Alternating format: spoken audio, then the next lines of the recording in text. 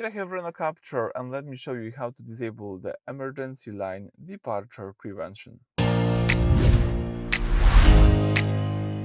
So at the very beginning, let's start by using the home screen, then let's find here and select the car icon located in the upper right corner. Let me just tap it.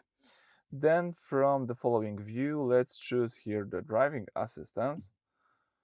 Now from the first tab, so from the safety, let's change all on from my safety to personal.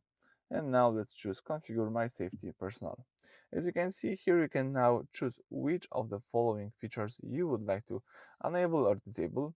And one of them is emergency line departure prevention. If you would like to disable it, you can just do this right here. It's quite easy to do.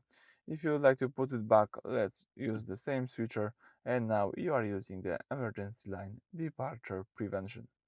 Alright, so that's it for this video. Thank you for watching. Please subscribe to our channel and leave thumbs up.